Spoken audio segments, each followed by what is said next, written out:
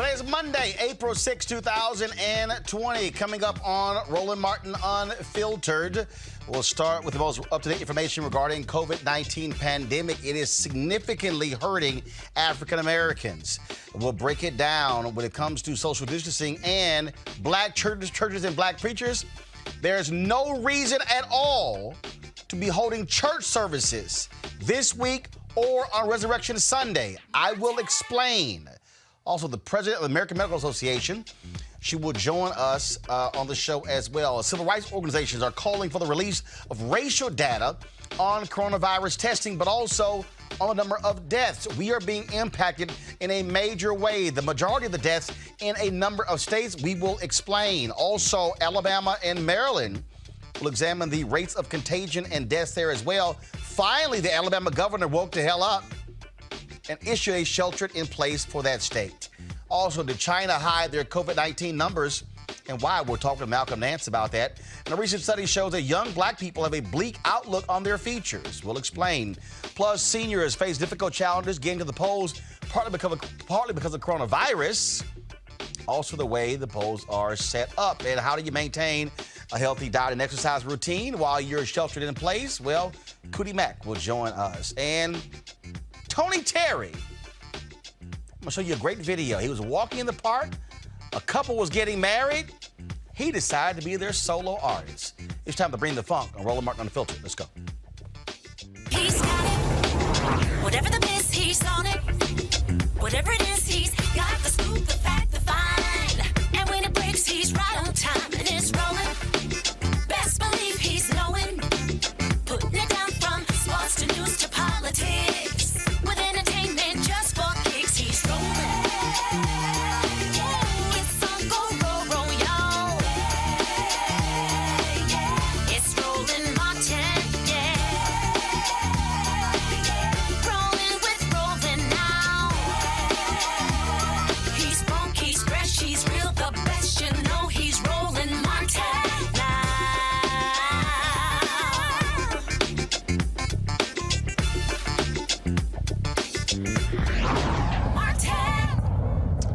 All right, folks, the White House is holding their daily coronavirus update. We're not going to go live to it right now. Why? Because Donald Trump had the microphone, and he has spent far too much time lying at the podium. It was shameful to watch him over the weekend. And so we're not going to waste our time showing him. Now, Dr. Fauci steps up. Dr. Burke step up. We'll go live to the news conference. I'm monitoring it as we're doing the show. But we simply cannot show you Donald Trump talking about anything dealing with this pandemic because he is shown to be an absolute despicable liar. All right, folks, as of today, there are 339,596 cases of COVID-19 in all of the United States. In fact, this graphic has changed. We've now gone past 10,000 deaths in the United States. And so that's where we stand Friday at this time. We had 18,029 patients who have recovered from the virus. And so that's what's going on right there. Now, earlier today, Governor Andrew Cuomo gave his update and talked about how close they are when it comes to the problems with ventilators. They are now in a dangerous territory in New York. Total number of hospitalizations are down.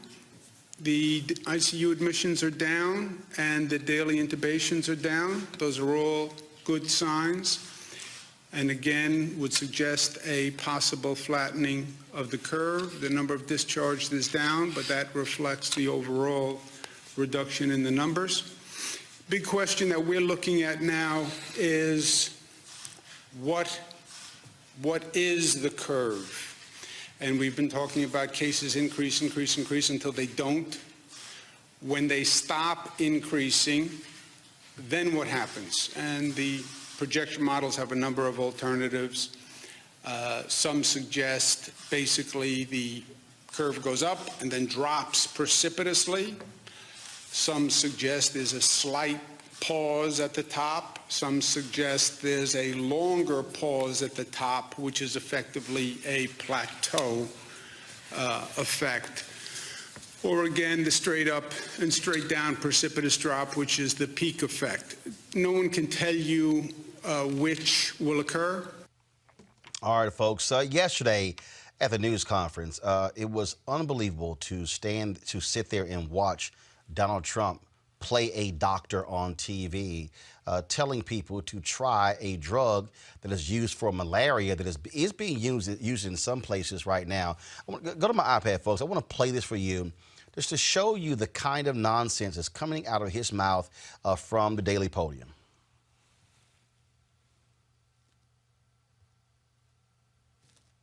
Let's see here. All right, we're trying to get this to work. I mean, it is just stunning to watch what is happening on a daily basis when Donald Trump stands before the cameras.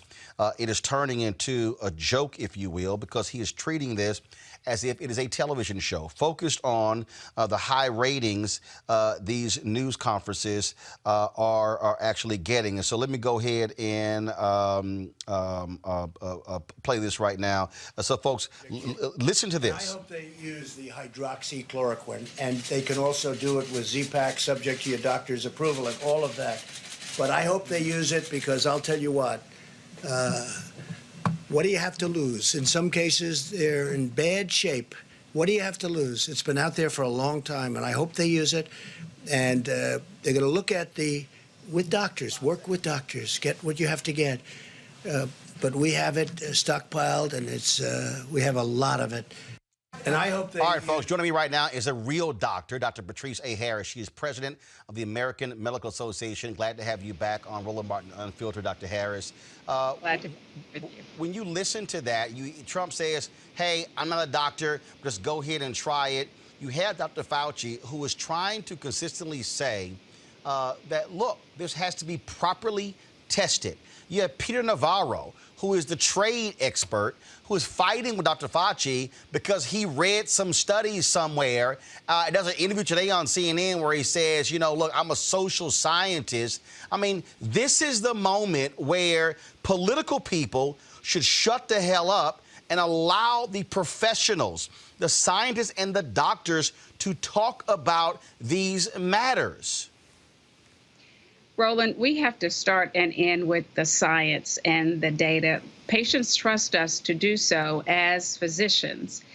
And certainly when we prescribe a treatment or an alternative, we do so with thinking through the risks and the benefits. And sometimes some of those risks are death, and we have to be very candid about that. And so the standard has to be about the science. Yes, there are clinical trials that are using this medication. Yes, this medication works in malaria, and it's helping so many patients with lupus and arthritis. But we need to make sure that we have the data, good data, before we begin to say this medicine should be used on a widespread basis. There are people who are saying that if you have diabetes, if you have high blood pressure, taking this drug could be very dangerous for you. We're talking about black folks. That's right there in the wheelhouse for African Americans. Absolutely. And I think and I hope that everyone knows that African Americans already were suffering with inequities regarding health and had a disproportionate impact when it comes to diabetes and hypertension, high blood pressure. And so we know those are risk factors for worse outcomes with COVID-19. And we don't have the data right now. There's been some promising data, some small stories of success, but we don't have the data about how it will interact with other medications. There's a medication that I prescribe as a psychiatrist that could cause heart arrhythmias. And of course, we know Z-Pak and hydroxychloroquine could do the same. And so we have to have the data. We have to be careful. I mean, physicians, it's a position of trust, and we need to be very judicious in our recommendations, and our recommendations have to begin and end with the science. And when you talk about that in terms of where we are, one of the issues that we're facing right now is we're seeing what's happening with these deaths all across the country. African Americans, you talk about those underlying conditions are being impacted. You have what's happening in Michigan, represent 14% of the state's population, nearly 40% of all deaths that have taken place in Michigan. We're seeing cases in what's happening in Georgia, what's happening in Mississippi, in Alabama. In Chicago, Mayor Lori Lightfoot is also signaling the alarm there. If you actually go to my iPad, Henry, Lightfoot declares public health red alarm about racial disparity in COVID-19 deaths. We'll be talking later with someone about them wanting to collect the racial data. We need to have this information, Doctor, if you can actually speak to this, because we have to understand how COVID-19 is impacting people of color, how it's impacting different groups. So just like people say, if you're at a high risk, if you're elderly versus if you're young, we need to also know, are you at a high risk if you're Black? We absolutely need that information, and the American Medical Association supports collecting that data and then, of course, using that data to target areas that may need additional support. So at the end of this, we do need to make sure that data is collected regarding race and ethnicity. And I hope, I am so glad that they are doing this in Chicago. I know one of the first articles I read was about the deaths in Milwaukee. And if I recall correctly, there were 8 deaths at the time. This was several days ago, and they were all African American. So we need that data so we can understand what's going on and then how we move forward with targeting supports and treatments. Doc, hold on one second. I want you to stay there. I want to go to the White House. We do not carry Donald Trump when he speaks, but certainly we do want to hear what Dr. Fauci has to say. He's now speaking. Go right ahead, Henry. With both of the governors. And, when I had mentioned that, I think there was a public response that they weren't really doing anything at all, and they really are doing a very good job, both of them. Those are the only 2 that I spoke to. But it was a really good conversation, and I want to make sure people understand that just because they don't have a very strict stay-at-home order, they have in place a lot of things that are totally compatible with what everyone else is doing. If I can ask a question, Dr. Fauci, before you... Go ahead. About getting back to normal, you said you wanted to get back to normal as soon as possible. Will we truly get back to normal in this country before there's an actual vaccine that's available to everybody? How do you start lifting the restrictions? Yeah, well, John, if back to normal means acting like there never was a coronavirus problem, I don't think that's going to happen until we do have a situation where you can completely protect the population. But when we say getting back to normal, we mean something very different from what we're going through right now. Because right now we are in a very intense mitigation. When we get back to normal, we will go back gradually to the point where we can function as a society. But you're absolutely right.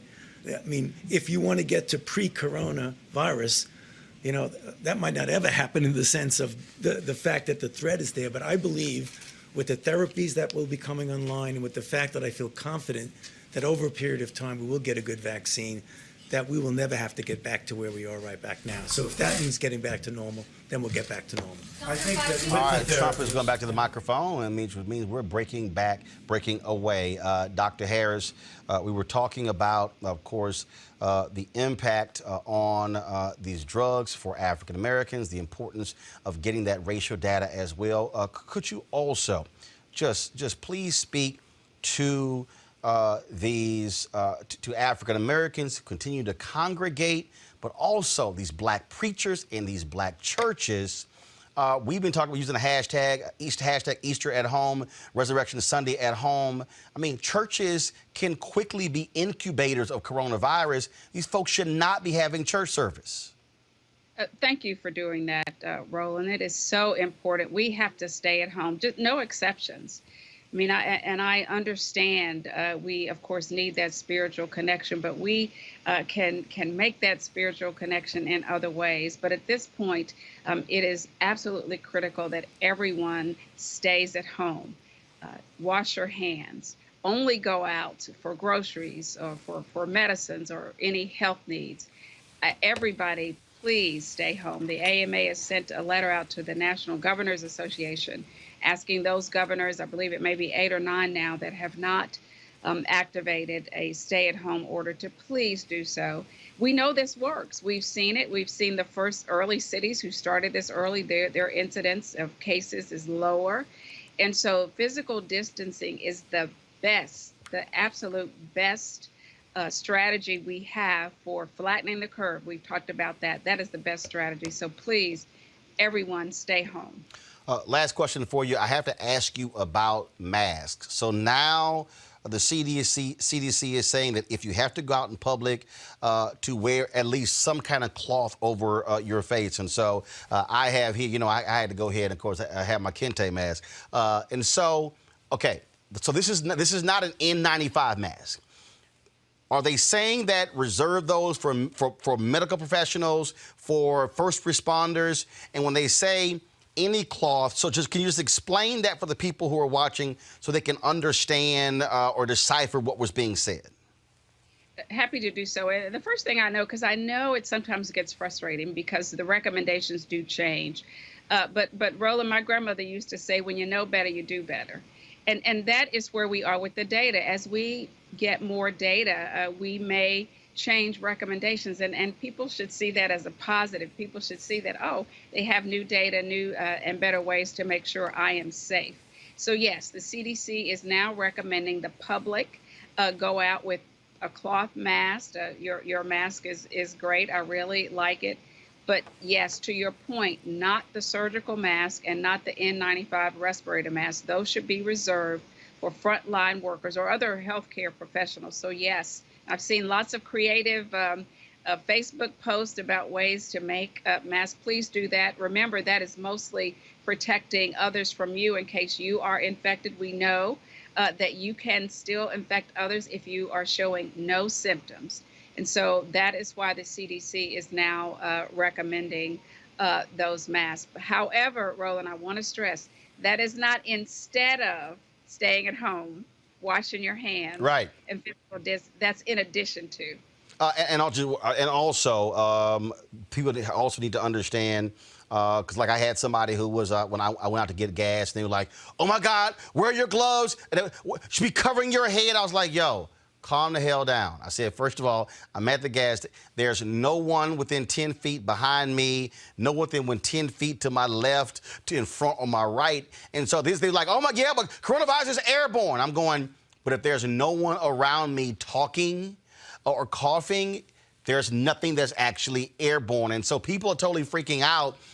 And they were just like losing it. And I had to explain to them that literally at the gas station, the guy was walking, as each person was using the pump, he was spraying down the pump before we used them. And so some people were using the actual paper towels or the cloths to use the pump. And so people were just totally freaking out. I was kind of like, I need y'all to calm down. Like one woman said, oh my God, you need to be covering your hair because coronavirus could actually infect you through your hair. And I'm like, breathe. Breathe is good. We fear and worry is normal in a situation like this. You know, I'm a psychiatrist, and so I want people to be able to express those emotions. But we want to channel that worry into positive action and not panic. And you're right.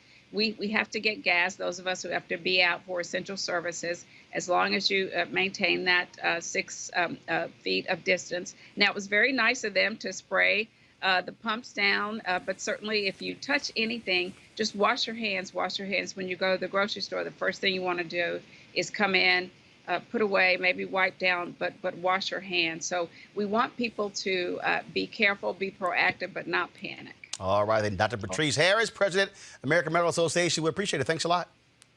Thank you. All right, folks.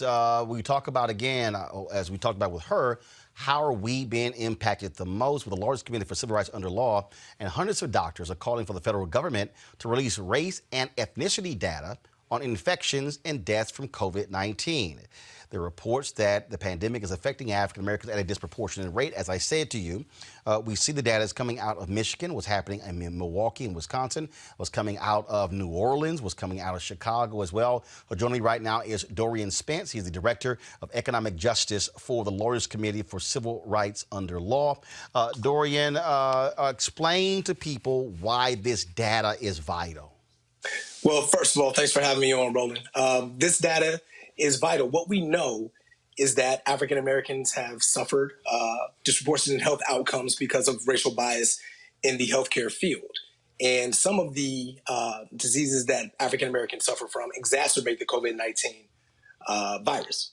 So we need this data from the CDC and the Department of Health and Human Services to make sure that African Americans have full access and speedy access to both testing for the novel coronavirus as well as treatment for the novel coronavirus. The CDC, through its COVID reporting request form, collects data on race, age, ethnicity, and location. But to date, the CDC has not released to the public any of this data. So we don't know if African Americans across the country are being disproportionately affected by this pandemic. And that is something that we need to know. State health providers need to know it on a local basis, but also racial justice organizations and civil rights organizations and just average lay people in our communities need to know whether or not we're receiving adequate treatment in the midst of this pandemic. And so how do we get it? I know there are some state officials who are trying to require it in their states. And so will the feds actually do that? Well, we hope so. We issued a strongly worded letter today with the support of over 375 medical practitioners who backed us up on this. And we hope we can put out a call to Dr. Harris, who was just on immediately before me with the American Medical Association, to support us in this call.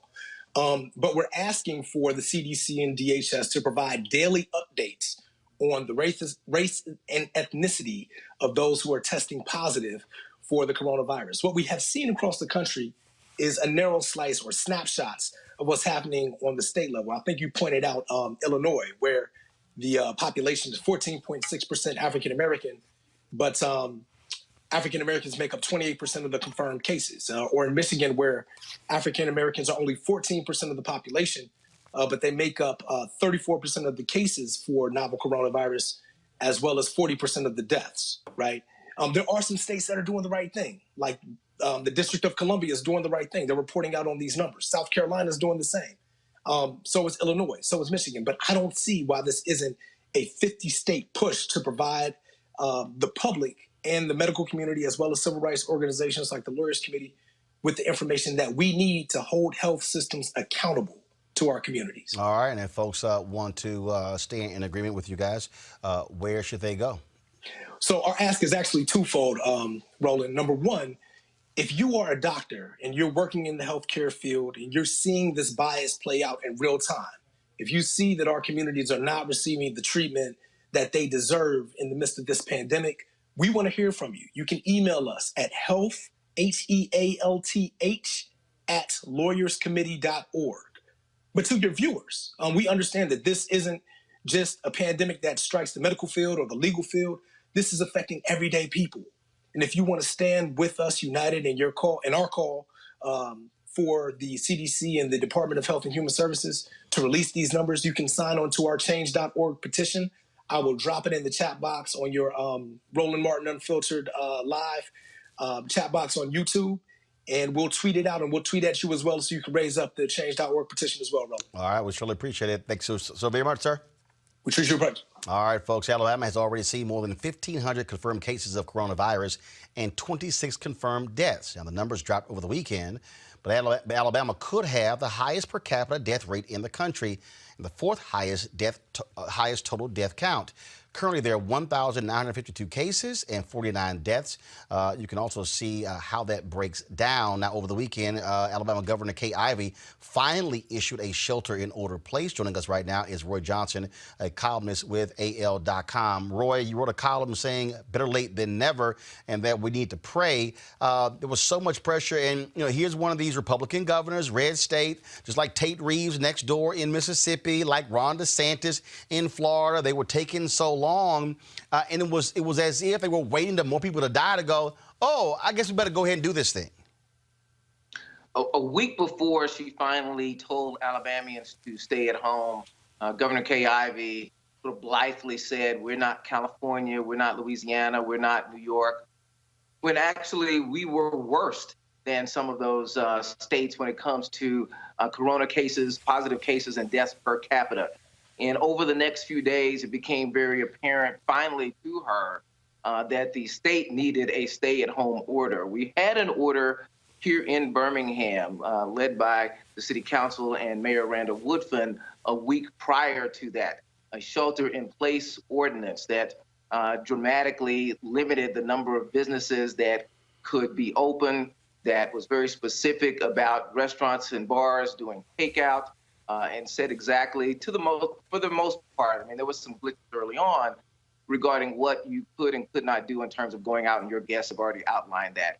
It took a full week for Governor Ivey to issue a similar order. And there's a lot of reasons why. I mean, she said herself that 160 plus cases overnight led her to do it. But there's also a perception that Alabama is 2 states and that sitting in the Capitol, it was easy early on to dismiss the coronavirus problem in Alabama as a Jefferson County, Birmingham problem. The county and certainly Birmingham are the most diverse cities in the state. 70% of the population of Birmingham is African American. A significant number of citizens in Jefferson County are African American, and that was where the largest number of cases were occurring. So my suspicion is early on it was easy for other parts of the state to say, hey, that's Jefferson County's problem, that's Birmingham's problem, when in fact it was only because of limited testing in other areas that we were seeing such low numbers. And now that disparity is starting to be closer, it's diminishing, and it's clear that this is an Alabama problem, not just a Jefferson County problem. Well, what's so stupid and idiotic is that it's not like Alabama sits at the top when it comes to health stats. Anything. Health status, we have some of the largest disparities in pretty much any ailment you could name, from birth rates with mothers, to diabetes, to cardiovascular disease. I mean, we rank near the bottom in just about everything. So one of the things that Dr. Selwyn Vickers, who is the dean of the UAB Medical School, that's University of Alabama at Birmingham, said is that these kinds of crises reveal gaps. And I'm writing a column that will appear tomorrow that basically where he says that this crisis has revealed how we've ignored populations for so long, and that those populations, the populations that are hit the hardest by these health disparities, are the ones that could ultimately define us. If we start to see the types of numbers and percentages coming out of Alabama that we're seeing in other large cities, and there's no reason we shouldn't, it's going to be clear that African Americans are going to suffer disproportionately in Alabama, as they are in other cities, by the COVID-19 virus. You might say that there aren't as many high-rise buildings here, but my column also focuses on the challenges from public housing. And public housing where there's dense housing, where there's often overcrowding, could really be a petri dish for incubation for the novel coronavirus. So there are a lot of concerns about what may happen in the next couple of weeks. And as your earlier guest said, testing in those areas is almost null and void, and certainly less than in other areas. So people are keeping their fingers crossed and praying that residents will heed the warnings. There were concerns that they weren't. Someone said that it was almost like 4th of July at some of the public housing communities where people were out grilling, they're out with their families. Everyone, please listen to the authorities. Please heed their warnings for social distancing and keeping gatherings small. This is not a vacation. It's not a coronacation, as I call it in my next column. This is real, and it's incumbent upon all citizens to heed the warnings, as well as on our officials to make sure that we have all the data we need to know whether this is, in fact, affecting African Americans disproportionately to others. And I certainly will hope the black preachers in Alabama are not going to be holding church services this week. I know it's Holy Week. I get all of that. But far too many of our people could be greatly impacted by people having church services. And so hashtag Easter at home, or hashtag Resurrection Sunday at home for all those black preachers there in Alabama. And if your church is having service, don't mean you need to be there. Simple as that. And there are plenty of churches that are having virtual services. Some have not been as virtually and technologically capable as others. I know my own church, Rock City Church here in Birmingham, is very technologically savvy, and we've been doing virtual services for over 3 weeks. Pastor Mike McClure Jr., who many people know for his hit song Big, has been very, very tech forward. There are resources on the website, resources available through YouTube and Facebook to help people, to guide them through coronavirus. And He's also offered to help any pastor, any church in the area that does not have the capabilities of recording their own sermons to come to Rock City Church and utilize their technology to record sermons. And so this Sunday, we definitely hope that pastors will heed the warnings. We had a church here in rural Alabama, in a county that is about 40% Black, and a predominantly Black church, that had 10 cases of coronavirus positive tests come out of it after having service on March 8th, where they celebrated a pastor's anniversary. Now, 10 of those members are affected, and the church is almost empty just because of people finally taking precautions. Now, March 8th was before the warnings came out, but it just shows you how fast this is penetrating our community and using churches in order to do its dastardly work. All right, then. Roy Johnson, AL.com. We appreciate it. Thanks a lot. All right, sir. All right, folks. Again, we've got to keep our folks abreast of this. Remember last week we told you Sam Jackson had done this video for the folks with Jimmy Kimmel. Which pretty funny. It was pretty funny, and I had reached out to Sam to get a copy of the video, and so look, this was for anybody, but this is really the case for Black people when it comes to this whole issue of shelter in place. Stay the fuck at home. The Rona is spreading. This shit is no joke. It's no time to work or roam. The way you can fight it is simple, my friends. Just stay the fuck at home. Now, technically, I'm not a doctor, but motherfuckers listen when I read a poem. So here I am, Sam fucking Jackson, imploring you, keep your ass at home. If you want things to get back to normal, don't panic. Just use your dome. Wash your hands, stop touching your face, and stay the fuck at home. Motherfucker, it's no time to gamble. Look around, you're not at a casino. Just stay the fuck home as if your name was Trenton Quarantino. Sure, you can still see your friends. Use the motherfucking app on your phone. But unless you just ran out of groceries, please stay the fuck at home. Thank you for doing your part to flatten the curve, because that shit is steep. And now that you're home, please feel free to go the fuck to sleep. The end. All right, I know a lot of us may get a laugh out of that, but yo, we need to abide by that. Seriously, over the weekend here in Washington, D.C., these people are all out at the wharf for some damn reason, out here enjoying themselves, like Roy said, thinking this was like a Corona vacation. And then finally the people at the wharf shut that damn thing down. I mean, I just don't understand what people are doing. I mean, people are congregating out, they're getting together, having parties and stuff. Let me explain to you. Black folks are dying. There was a Black bus driver in Michigan who had complained that a woman on his bus was coughing. That bus driver today is dead.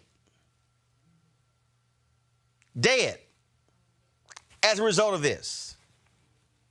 We have seen musicians, we've seen artists, we've seen healthcare people who are dead because of coronavirus. Also, I really need people to chill the hell out with all this other nonsense I'm tired of these conspiracy theories. I'm going to deal with this with our panel in a second. But, oh, man, the same thing as the flu. No. You have not heard medical professionals dropping dead because of the flu. This thing is real, and we need to understand it. Folks, we talked about Alabama. Now, in Maryland, there are 4,045 cases of COVID-19. 91 people have died. Now, these are the breakdown by county. Prince George's County, we always talk about, the wealthiest county for Black folks in America. Guess what? 916 cases, leading the state, 23 deaths in the state. Joining me right now is Delegate Nick Mosby of Maryland. Nick, glad to have you on the show. Thanks for having me, Roland. You know, this is something we're trying to get people to understand that these numbers are real. This virus is real. We also talked to the head of the American Medical Association, as well as the Lawyers Committee, why that data is so important. You there, Nick? All right, so it looks like we got Nick's phone is frozen. So, guys, just let me know when we have him back so I can pull him up. Let's just do this here. Let's go to a break. And we come back, we go talk with Nick Mosby, also talk to our panel, as well as we'll talk to Malcolm Nance about China withholding information and how that actually hurt us in the beginning of this coronavirus international pandemic. You're watching Roland Martin Unfiltered. Back in a moment. You want to support Roland Martin Unfiltered? Be sure to join our Bring the Funk fan club. Every dollar that you give to us supports our daily digital show. There's only one daily digital show out here that keeps it black and keep it real as Roland Martin Unfiltered. Support the Roland Martin Unfiltered daily digital show by going to RolandMartinUnfiltered.com. Our goal is to get 20,000 of our fans contributing $50 each for the whole year. You can make this possible. RolandMartinUnfiltered.com. All right, so a lot of y'all are always asking me about some of the pocket squares that I wear. Now, Robert don't have one on. Now, I don't particularly like the white pocket squares. I don't like even the silk ones. And so I was reading GQ magazine a number of years ago, and I saw this guy who had this pocket square here, and it looks like a flower. This is called a shibori pocket square. This is how the Japanese manipulate the fabric to create this sort of flower effect. So I'm going to take it out and then place it in my hand so you see what it looks like. And I said, man, this is pretty cool. And so I tracked down, it took me a year to find a company that did it. And so they make these about 47 different colors. And so I love them because, again, as men, we don't have many accessories to wear, so we don't have many options. And so this is really a pretty cool pocket square. Now, what I love about this here is you saw when it's in the pocket, you know, it gives you that flower effect like that. But if I wanted to also, unlike other, because if I flip it and turn it over, it actually gives me a different type of texture. And so therefore it gives me a different look. So there you go. So if you actually want to get one of these shibori pocket squares, we have them in 47 different colors. All you got to do is go to RolandSMartin.com/pocket squares. So it's RolandSMartin.com/pocket squares. All you got to do is go to my website and you can actually get this. Now, for those of you who are members of our Bring the Funk fan club, there's a discount for you to get our pocket squares. That's why you also got to be a part of our Bring the Funk fan club. And so that's what we want you to do. And so it's pretty cool. So if you want to jazz your look up, you can do that. In addition, y'all see me with some of the feather pocket squares. My sister, who's a designer, she actually makes these. They're all custom made. So when you also go to the website, you can also order one of the customized feather pocket squares right there at RolandSMartin.com/pocket squares. So please do so. And of course, that goes to support the show. And again, if you're a Bring the Funk fan club member, you get a discount. This is why you should join the fan club. All right, folks, let's bring in our panel today. Joining me right now is Cleo Monago, behavioral expert, also political analyst, Eugene Craig, CEO, Eugene Craig Organization, Pam Keith, attorney and activist who's also running for Congress. Folks, anybody who needs to understand why I do not waste my time with Donald Trump, this is why he should not be shown live, because he is a menace to society. This is today's news conference moments ago. This is the kind of childishness you get out of the person who is sitting in the Oval Office. Here we go to my iPad. With it like I do every single day. But that's a discussion for the future. I think testing is really in a good position right now, and I'd be happy to expand on some of the really good tests that are coming up. How long has that person been in government? Did serve in the previous administration. Oh, you didn't tell me that. Oh, I see. You didn't tell me that, John. You didn't tell me that. Did serve in the previous administration. You mean the Obama administration. Thank you for telling me that. See, there's a typical fake news deal. You asked me when she was appointed. I told you when she was appointed. You're a third-rate reporter, and what you just said is a disgrace, okay? You asked me, you said, sir, just got appointed. Take a look at what you said now. I said, when did this person, how long in government? Well, it was appointed in the Obama administration. Thank you very much, John. Thank you very much. You will never make it. Go ahead, please. On the ventilator. It is, so we can interact with it like I do every single day. Okay, it's kind of pretty stupid, Eugene, to say John Carl, you'll never make it when he's actually a White House reporter for ABC News, who's also the fill-in host, who was one of the co-hosts of ABC This Week on ABC. What the hell? Yeah, and if my memory recalls correctly, I believe John Carl at one point was also a reporter for Fox News, Trump's favorite network. This is crazy. It's asinine. We don't have time for these petty squabbles. We don't have time for the president to stroke his petty ego. People are literally dying. The country is still unprepared for this crisis, this pandemic. You have states that are still asking for ventilators. You have, states that are still asking for PPE. The hospital that you covered last week, they went through 6 months of PPE in a week dealing with this virus. And so, the president needs to, maybe he just needs to step aside and just stop going to the podium. Let Pence and Fauci and Birx just handle all the questions. But it's crazy. It's crazy. Pam, what we're dealing with here, again, are constant lies emanating from that podium. Frankly, if you look at the polling data, 85% of people trust Dr. Fauci. Even in Florida, Donald Trump is polling lower than Governor Ron DeSantis, who's an absolute idiot, and from local mayors there as well. And not only that, we also see these reports where whatever Florida asked for, they got even more than what they asked for in terms of equipment.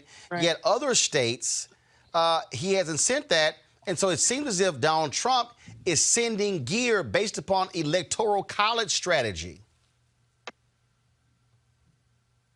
I think you're absolutely right. I do want to address the comment that Donald Trump made from the podium, because we're kind of calling it petty or skipping over it, and we're missing it, right? He is signaling to his base that anybody that worked for President Obama is inherently untrustworthy and inherently the deep state or inherently against him, because that's how his thing functions. It's bicameral. You are either with him or against him, and there's nothing else. There's no expertise. There's no mission. There's no service to the people. There's no staying in a career. To him, if you were ever willing to work in an Obama administration, everything you necessarily have to say is discounted. And it is a continuation of the demonization of anybody who is not right-wing GOP conservative. That is destructive right now, like nothing you could possibly believe, because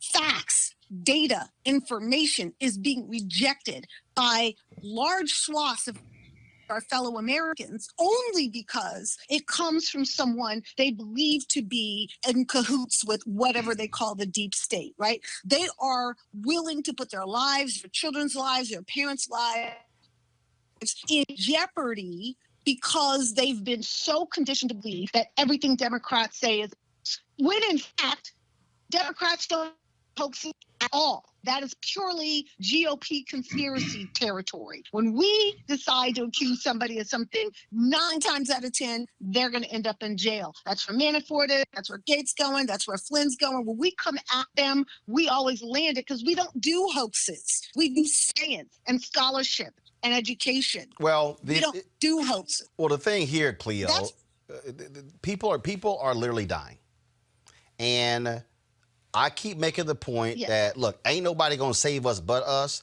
And so as African Americans, we better be very particular in terms of who we listen to and what they have to say, which is one of the reasons why we keep putting on as many black experts as possible, because black people, look, they trust information coming from black healthcare professionals, and we've got to have more of that.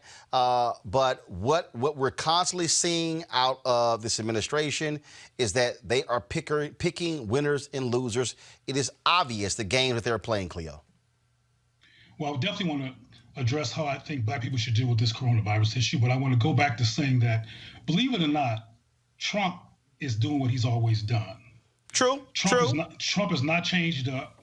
Trump said ridiculous things and had people who were bullying people and attacking people at his rallies before he became the president. And there is and please don't think I'm affirming or support Trump when I say this. I'm talking about perspective and how he keeps winning. There's a quote unquote realness, a lack of stoicism, and an alleged approachedness by being allegedly candid and critical, which he has a flair for in terms of how he comes off, that attracts people, believe it or not, all across the racial canon. So even though he is someone who we see as despicable because we're thinking logically, there's some people who are looking at him in contrast with previous people who they feel like he's more real than. There's even black people who will support him because they think he's more real than Barack Obama, who they see as who was more stoic or passive, etc. But I want to get back. Go ahead. No, go ahead. But I want to get back to black folks. I'm real concerned because the health disparities. Well, first of all, let me preface my comments with this: the coronavirus is preventable. We already know about social distancing, which has been the most promising recommendation in order to be a barrier to people infecting each other. So I want to reiterate that it's preventable so we can get that in our consciousness, because there's a lot of negative messaging coming out about black people, you mentioned it already, out of Chicago, out of Wisconsin, et cetera, that we are the most impacted. And I was cracking up when Samuel Jackson was doing his stay the Frank at home speech. But what concerns me about some of this stuff is that the health disparities that are pre-existing conditions that create a better venue for coronavirus to get to people are preventable. Diabetes is preventable too, just like coronavirus.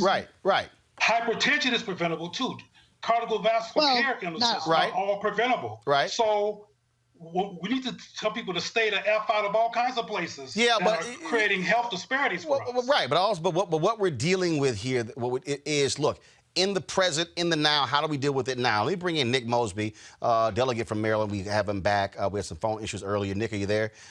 Nick, yeah, I'm here. You really, really want these states to be collecting the data so we understand the racial breakdown of who has died, who has tested positive, what kind of treatment they're getting. Because we know about the young brother in Detroit, Western Michigan University student was going to be graduating in a few weeks. He goes to a hospital, they turn him away, he gets sicker, he ends up dying, 25 years old. Mm-hmm. Yeah. So we know that without real-time data, without evaluating exactly what's been taking place, it's hard for us to develop an effective as well as an equitable plan of really addressing and reducing the curve. I mean, there's always been biases. There's always been baked in discrimination in the healthcare system. So the fact is, many places are starting to report, but not enough. And here in the state of Maryland, our health department has started reporting on gender and age. Well, if you have gender and age, you also have in that same data set, race breakdown as well as ethnicity. And as well as where the people are coming from. At the end of the day, there's a scarcity of resources, and we have to develop the most effective plan to ensure that we're getting to the root of where the problem is taking place. When you talk about, again, that data is so important, because just like when it comes to the whole issue of testing, we need to know where you have the major problems in order to understand how do you target the resources and target the focus. Exactly. And, at the end of the day, this is a virus that whether you're black, white, rich, or poor, you can contract and you can get. But we also know, as it relates to communal sharing of it in the way that it's transmitted, that it spreads really quickly.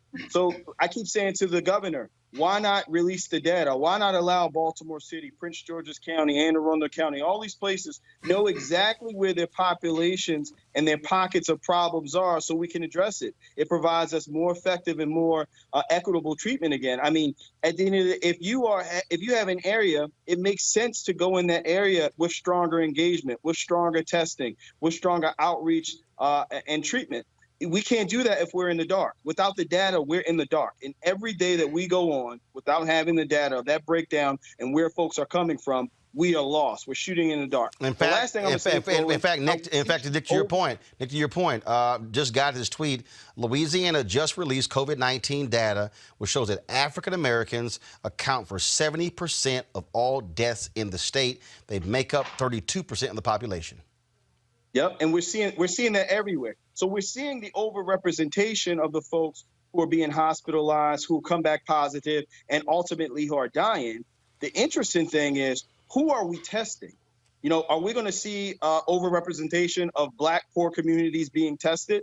I would probably assume not, based off of the way we've seen the bias and based off we've seen baked in discrimination in the healthcare system. But these are the type of numbers that we really need to understand and know now in a real-time fashion. Not something where somebody writes some white paper or some op-ed in 2 or 3 later to talk about how we failed Black poor people during the COVID pandemic. All right, then. Maryland Delegate Nick Mosby, we certainly appreciate it. Thanks so much. Thanks a million. All right, sir. I want to go back to our panel here. Eugene, when you see that information, 71% of all deaths in Louisiana are African American. I mean, this is why we have got to keep hammering Black people.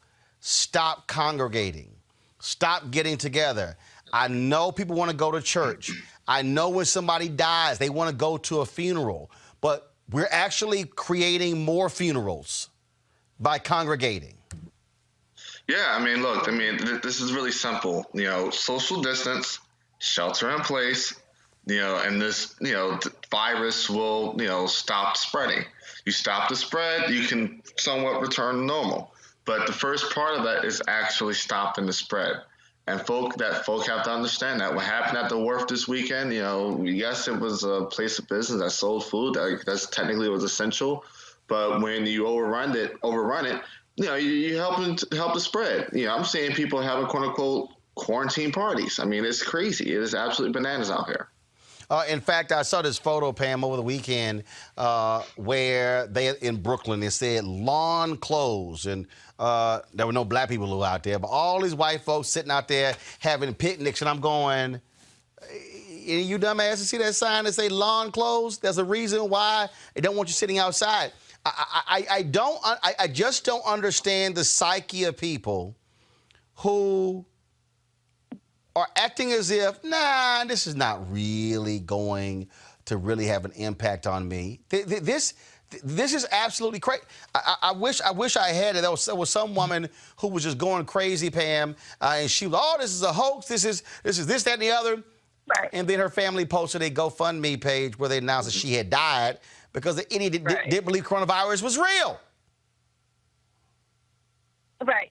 So, Roland, you're talking about a combination of things. You're talking about the first story. All right. We're having some serious issues. We're having some serious issues with Pam's Skype. We're having some issues with Pam's Skype. So let me know when we get that fixed. I'm going to go to Cleo. Cleo, we just have to keep hammering this thing in the head. Folks, this thing is real. And look, and I get we want to go out, we want to just hang out and party, but you could end your partying forever if you play around with this. Well, we have to talk about this issue being real about people's perspective and how people respond behaviorally based on their perspective. Not everyone knows anyone from their perspective that's been directly impacted. You might remember that in the beginning of this discussion, there was I don't know if you heard this or not, you might have covered this on your show, but in the beginning of this discussion, when the people watched the world map, it was about Italy. It was about China. There was no African places on this map that showed any coronavirus problems. Then there was a rumor out that Black people didn't get it. And that was a damn lie. It's not just a damn lie. It's not true. So, but it's not just it's a damn lie. And what they didn't understand about the map in Africa was that what they didn't realize is the limited number of flights that come from Europe to Africa. Also understanding that the way the system is set up is that you need to have the visas before you can even fly. So look, if I want to go to Paris, I can buy me a ticket, hop on a plane, fly to Paris. I just can't fly to an African nation like that because of how these rules are set up. And yeah, people are throwing this sort of stuff out there. Africa is impacted. I was talking to somebody. Because we're still editing the Year of Return series that we're doing. My editor can't get into Accra because the cops in Ghana are not playing. They will beat your ass if they see you out in public. Well, the other issue that's happening with Africa too, and you already know this, is that the surveillance and epidemiological tracking systems in Africa are not as they are in the West. Right, so but there they're were people, so they weren't able to find out what the deal was as quick as they could here. Right, but but my point to you the is that people are conspiracy emotionally theories, involved in the right? theory. These conspiracy theories, just like I'm gonna choke the shit out of one more person who brings up 5G. Roland, brother, I'm trying to get us to look at the fact that this society, particularly when it comes to black people, are always creating angles in which we are second guessing our worth and our value. So we trip off the whole concept of somebody having it worse than us, in this instance, white folks. And you said it was a lie that it wasn't in Africa. And of course, logically, it was a lie. But what I'm getting us to take a look at is the emotional state of our people that gets us to do things that don't make any sense sometimes. Like I said earlier, we talk about staying the heck at home, but we need to stay the heck off of fast food. We need to stay the heck out of places that cause people to be abusive. There's all kinds of places to stay the heck out of, and we're not addressing them. The black community has a self-concept issue, some unresolved mental health and trauma issues. And now that we have this coronavirus issue to address, we're going to have to start addressing these other pre-existing factors if we want to successfully resolve this. Some people leave home for relief. Some people go to church for relief, and now they don't have no relief. Look, I get all of that. But what I understand, Pam, is that ain't no Lazarus effect going on here. Once your ass gone, you gone. It's gone. Right. Right. I think what I was trying to say was that one of the big problems is that the first narrative that came out on this was that it was not that serious and that it was political overreaction. The second narrative that came out on this was, well, just stay there. You're going to be fine. You don't have to wear a mask. And, maybe if they cough or sneeze on you, it's a problem, but otherwise you should be fine. But that's evolved once again. Now it's clear that you shouldn't be in the same room as other people. That it's actually just breathing and the vicinity of someone can be problematic. That the virus stays on hard surfaces like doors and glass and things like that for long periods of time. So now just staying 6 feet away from somebody across the street is not enough. You really need to stay home. And the more we learn about this virus, the more clear it is that it's more contagious than anything we've ever dealt with before. And whereas in our experience, you see somebody with flu symptoms or cold symptoms, you think that person's contagious. But with this, there will be a person who looks perfectly fine, and they're carrying the virus. And they may never show symptoms, but you will. And that's what we're not emphasizing enough. And Eugene, the reality is we do not have widespread testing to truly understand where we are. And so the problem is we're still playing catch up because this administration dropped the ball. The Washington Post and the Associated Press had huge stories over the weekend showing how the gross dysfunction of this administration allowed this coronavirus pandemic to grow and grow inside the United States borders. Yeah, look, I mean, I think the one thing that actually could help here is widespread testing. You got to figure out where the virus is, who's infected, how they're responding to it, and how to appropriately react and appropriately treat and appropriately, get people taken care of. And the only way you can do that is with testing. That's the only way you can do it. And the thing is this, it's not an issue of a lack of tests. It's an issue of getting tests from point A to point B, from test suppliers to the hands of people that are performing tests. One of the things that we're seeing right now is the breakdown of our system, or lack thereof. The Chinese were able to lock down Wuhan and lock down a couple places and build hospitals and stuff because of the type of system that they have. But our system is a little different, dramatically different actually, and it requires a little bit more. But the one thing that absolutely could help us here is testing, is getting people tested, figuring out where this virus is, who has it, and how to properly stop the spread. All right, folks, got to go to a break. When we come back, we're going to talk to Malcolm Nance about this issue as well. Of course, he is the terrorism expert, national security expert. And so we come back, we'll talk to him. But right now, this is Reverend William J. Barber preaching this weekend about where we stand in America with coronavirus. Pilate is more interested in his position and his power than telling the truth. The crowd is spurred on by those who are envious of Jesus. The crowd is being bamboozled. And they choose the life for Jesus Barabbas. You know, Jesus was a common name in that time. They choose Jesus Barabbas, whose name means son of the Father. And they choose the death of Jesus the Christ, which means the Son of God. And Pilate, being this political leader that has no real beliefs, only belief in his own self, he capitulates to their will.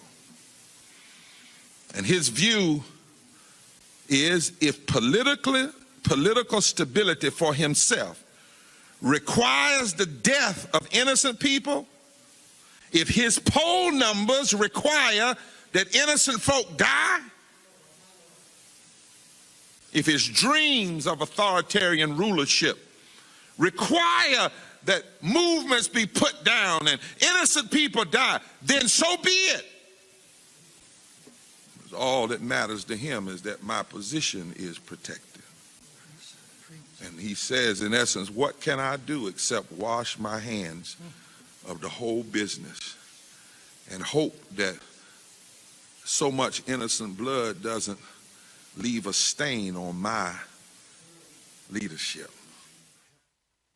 When governors in states like Florida, Mississippi, and Alabama refuse to expand health care and refuse to issue stay-in-place orders and lie and claim they don't know if the science is true while people are dying, you can't wash your hands like that. When the Senate and the House first give trillions of dollars to Wall Street bailouts and not to ensure the health care and the living wages for those who need it. They give money to Wall Street and don't ensure that people on every street and every back road are protected. You can't wash your hands like this. When the third bill they passed claiming a bailout for people, but that third bill leaves out millions of low-wage workers, sanitation workers, grocery workers, fast food workers, healthcare workers, janitors, undocumented workers, the homeless. You can't wash your hands. You can't wash your hands like this.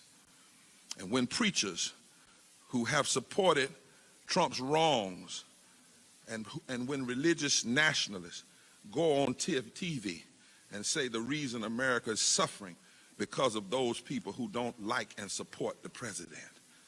No, you can't wash your hands like this.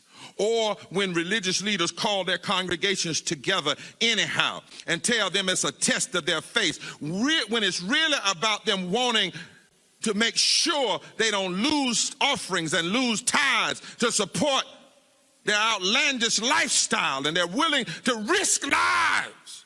You can't wash your hands of this. All right, folks, powerful sermon there by Reverend Dr. William J. Barber. Folks, according to a study released by Gen Forward just last month, 87% of black young adults ages 18 to 24 were worried about how to pay an unexpected bill of $1,000, and 39% were extremely worried. Now, 29% of the same black young adults were extremely worried or very worried about paying their rent. Other key findings were included. 37% of black young adults strongly support a universal basic income of $1,000 each month for each American 18 or older. 52% of black young adults strongly support the idea that the government should guarantee a job to every American adult who wants to work, and 29% of black young adults support a plan to establish a public option like Medicare for all, but let people stay on their private insurance if they want to. Joining me now is Kathy Cohen, principal investigator for Gen Forward, an organization dedicated to understanding the challenges and opportunities faced by young people of color. So, Kathy, based upon this study, how do we take all of that with what's happening with the stimulus packages being passed by Congress? Well, I think it's clear that young people have a different understanding of what the priorities are at this moment with the COVID pandemic, but I think they had a clear understanding of the priorities long before this moment. They understood their precarity. They understood the need for an expansive state. They support policies such as the government guaranteeing everyone a job who wants to work. They support universal basic income of $1,000 a month. Right? These young people live tenuously. They know that they could lose their job at any moment, in part because of the gig economy, in part because of racial capitalism. So even prior to COVID-19, they were asking for more security in their lives and in their communities. And as we know, COVID-19 has only exaggerated their precarity, only exaggerated their marginality. So I would suspect that when we get the next results from the survey, they will be even more strong in their understanding of needing an expansive state and a fair economy. But here's the deal, though, Kathy, I have to ask this, but Sure. Where in the hell are they when it comes to voting?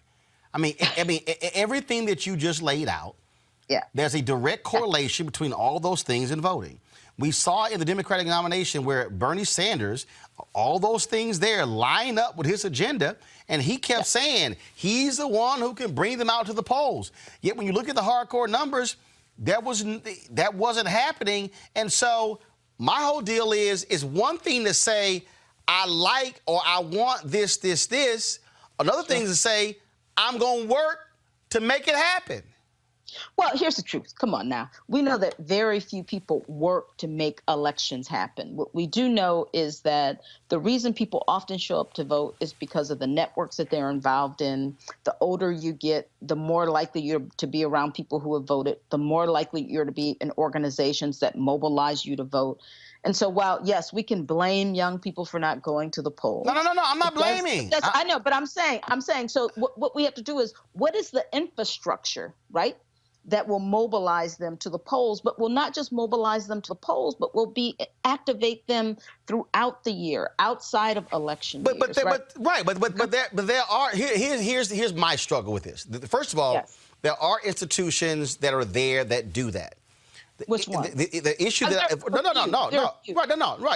there are few. Obviously, we need more. But first of all, historically, what I've always contended is that if you look at if you go from 1955 to present day, the reality is that your historical civil rights organizations, National Urban League, NAACP, to some extent National Congress of Negro Women, SCLC is not even close to what they used to be.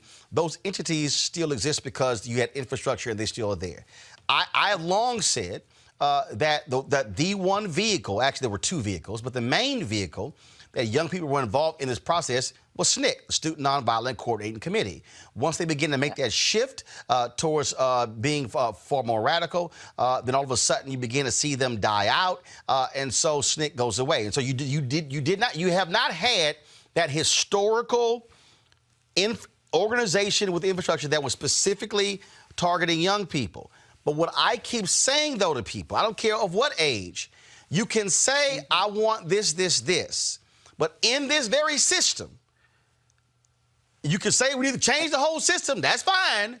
But in this very system, the way you impact it first starts with your voting, and then secondly, to your point, what you do after you vote.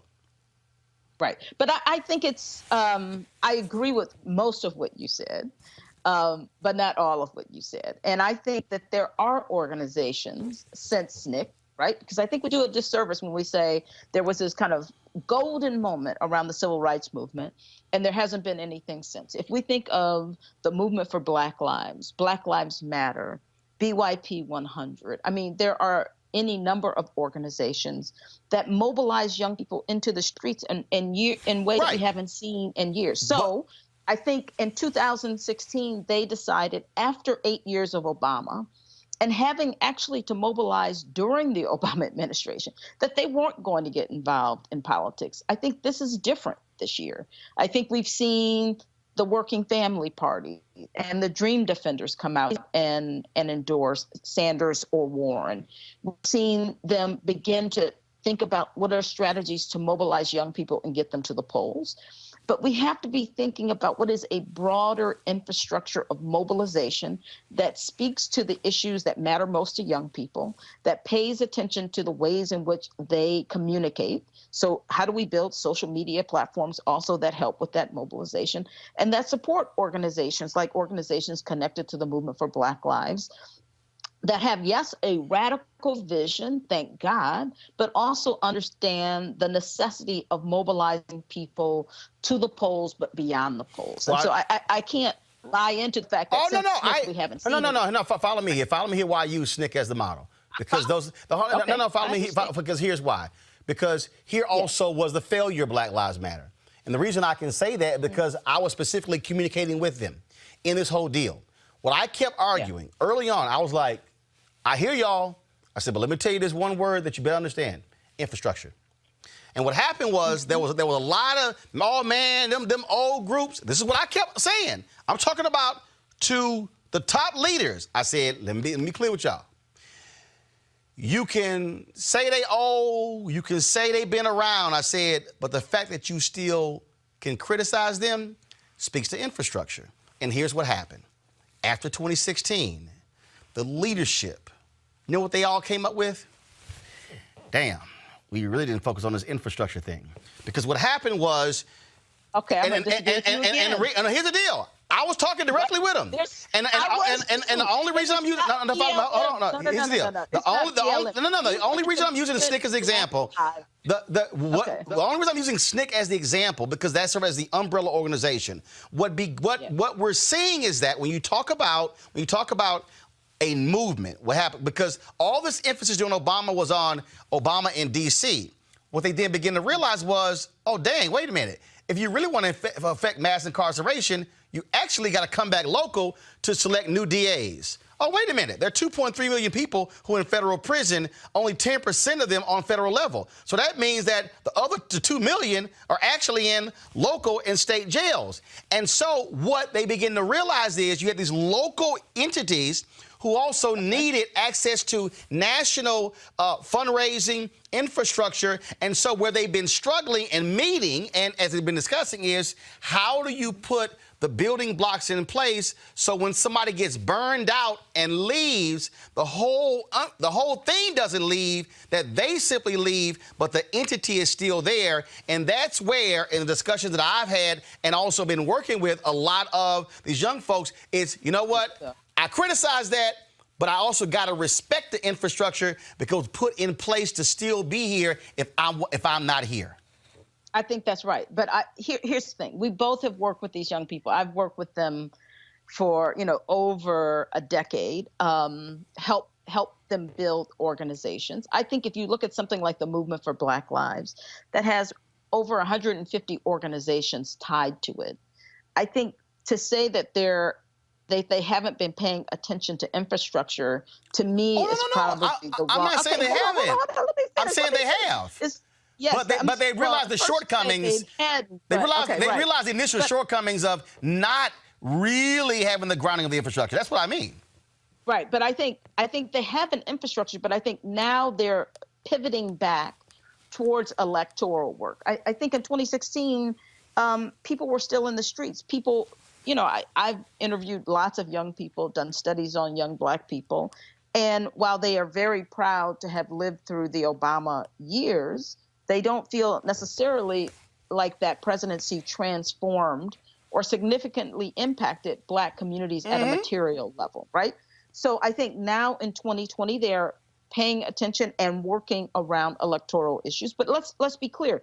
In 2016, Kim Foxx was elected as the state prosecutor. She is a progressive prosecutor. And the reason she was elected in part was because of BYP 100, a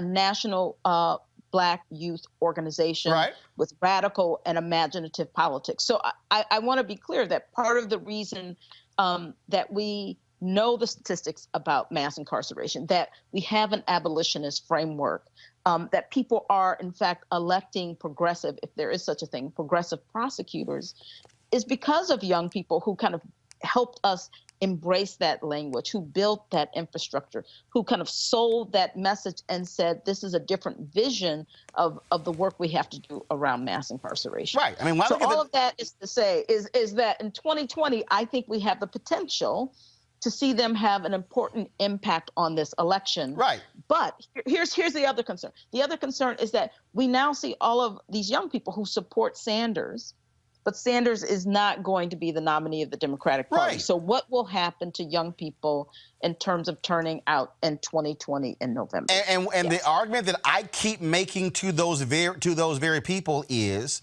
that there is no such thing as a perfect candidate. Candidates have to win. And here's the deal.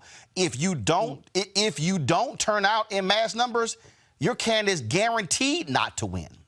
And so when I look at all the numbers in this survey you're talking about here, the reality is, and I remember having this conversation again in 2016. You're right. It was a young sister at my radio show, and she called in and she was like, I just can't. I'm not going to vote for Hillary, and I'm not voting for Trump. So I'm just going to ignore national politics and just focus on my state. I said, really? I said, okay. I said, what are your top 4 issues in your state? She's in North Carolina. Of her top 4 issues, every single one of her issues traced directly to who was also in the White House. And as I'm walking this thing through, she went, okay, I had no idea. I said, right, this is what connecting the dots is important. I said, you can't divorce yourself from what's happening nationally and by saying I'm only focused on my state without realizing how they're tied.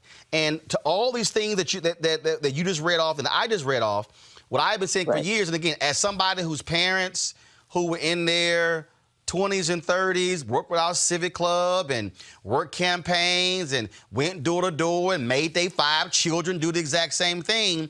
I grew up with 2 parents who never went to college, but who understood that if we want new lights, new sewer system, new paved streets, a senior citizen center, a refurbished park, we're going to have to figure out, is that the city? Is it the county? Is it the state? Who do we go to? And so it's the work. And so what we do with this show is saying, hey, I don't care what your age is, you can sit and say, I want all that, but you got to make that thing happen. And politics, unfortunately, is the one thing that connects all of us and is the greatest way to actually make this change. But it don't happen if we don't register, and it don't happen if we don't vote, and then it don't happen after the election.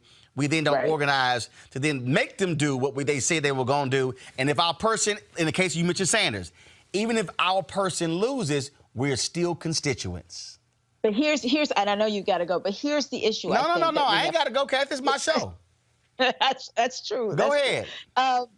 But if you're a young person, a young African-American person, and your vision is not just a street light, but an economy that is fair and equitable, so that your vision, what you want, is bigger than what Joe Biden can ever promise you and definitely ever deliver, right? That, I think, is what we have to begin to struggle with. That young people are not rejecting politics. They might be rejecting the limited nature of what electoral politics can deliver. Now, there are many of us who would say, yep, we've been there, done that. You got to kind of figure out how to kind of grab reform, not reforms, and build on that. But there is something, I would say, revolutionary and inspiring about young people who say, let's think about the systemic inequalities that structure Black people's lives and figure out, how do we attack that? How do we understand COVID-19 and its disproportionate impact on Black communities and believe that Trump or Biden can rectify that without some attention to systemic inequalities? And I think that's what you see in part with young people, is an alienation for the limited response of this state and capitalism. And they want to say something better has to be on the horizon. And that's not going to happen by voting for my alderman. I live in Chicago, right? That's going to happen by refusing to partake in this and going to the streets and imagining something else. Now, we might not agree with that, but I think we have to respect and at least deal with it. Right, and the reason I will say I don't agree with it because I don't see it as either or. To me, it's and. Right. And what I also constantly state, and when we're talking about this here is, I think what happens is. Folks, if like I was having this conversation the other day, this brother called me and he was like, hey, you know, I'm really thinking, man, that you should really create this black digital network that has all of these different contributors. He's going on and on and on. And I was like, you done? I said, you can't do none of that unless you have one show that's successful. And you got to build from there. And I think part of this issue is also that somebody could have this, I want to have this structural change of a system, but as Ella Baker said, when she said it's from the pew to the pulpit, not pulpit to pew, this thing ain't gonna happen mass down to small. It actually goes from small up. But the argument has to be to every single thing in this survey is you ain't getting none of that if you sitting on the couch. Right. I think that's true. And Ella Baker would say, strong people don't need strong leaders, right? Oh, absolutely. So that's right. So I think she would also say that means if you build a movement of strong people, you don't have to be that invested or believe, in fact, that the only way to get these things is if you elect a Joe Biden. Now, I think young people can turn out. I think lots of people are going to turn out now after this pandemic. But the issue for me is never just the turnout. It is what happens in January and February and March, and how do we hold people accountable for what they come and promise our communities. I think that's where an infrastructure built around the needs and the demands and the energy of young people can hold those people even if they black. I mean, look, I remember there were people who were saying, well, Roland, you weren't saying this with Obama. I'm like, well, first of all, don't let me have to have receipts for your ass. I'm like, because if you go back to January 2009, an article that I authored in Essence magazine, and then even my own book where I said, look, ain't nothing magical is going to happen just because he's sitting in the Oval Office. We have to actually present the agenda. And a lot of people criticize even Dr. Cornel West, although I think the problem is when he started mentioning the inauguration tickets, that's where he screwed it up. And I told him that personally on the air. But the reality is the day before the inauguration, I moderated a panel at Howard University. Spike Lee's group sponsored it. And where he said, we gonna hold that brother accountable. The problem for a lot of us, if we are real honest, Kathy, a lot of us, when we see black, I don't really want to say nothing. I don't really want to pray. They got lots on their plate. Well, I kept saying, I think in the case of Obama, we were so enamored with him being the first, we forgot he was the 44th. That's exactly right. And we can't. But I don't think young people did. That's what I think. I know some who did. I think. Look, well, some did, but remember that the movement for Black Lives, BLM, BYP, this all emerged in the second. Well, I'm gonna give you one. You may not realize this, where I really got upset with some of them. So you might remember, but when Scalia dies, and that was a reception, that was a meeting at the White House of the elders and the young activists. And so they were all in the meeting and talking about it was so Rashad Robinson, Brittany Packnett. It would be all of them. So Scalia dies, and others have been pushing like, no, you need to appoint a black woman. So they had the meeting. It was the same day they had the reception, the Black History Month reception in the White House. So we were waiting for the reception to start because they went along with the meeting. So I first see Wade Henderson. He comes out, and I was like, yo, anybody in that meeting tell Obama to appoint a black woman to the Supreme Court? No, he didn't want to answer. So then I ran to Melanie Campbell. She didn't want to answer. Then I was like, hey, I said, hold up. I said, I asked Rashad. He's like, no. Well, Loretta Lynch was sitting right next to him. I said, I don't give a damn. I said, wait a minute. I said, you mean to tell me all of y'all were in a room with Obama and not now person said, Mr. President, we implore you to appoint a black woman to the Supreme Court? I I said, damn, y'all can't sit in no meeting and say nothing and dance around the issue. But again, that's where we have to be willing at the table to say it, even if a person who we think might be on the list is sitting right next to him. I agree. All I'm saying. But I think we're more likely to have a young person who's less invested, who doesn't see their career as tied to the administration. I think they're more likely to voice that concern, that position, and to build from there. And so that's why we do the survey, because we want to hear the voices of young people, young Black people, because I think they have a vision for what the future is going to be and what they're going to make the future, and we want to support their voices. Well, I look, I've given this platform to those same voices, and I tell them the same thing. I tell middle-aged Black people and old Black people and super old Black people, ain't a damn thing gonna change if you sitting on your behind and don't put in the work, because you can't expect somebody else to put in some work that you are unwilling to do. Yes. Kathy, we appreciate it. We'll keep swinging. Where can people go read about the survey, get more information? GenForwardSurvey.com. GenForwardSurvey.com. GEN forward FORWARDSURVEY.com. That's for those of y'all who can't spell.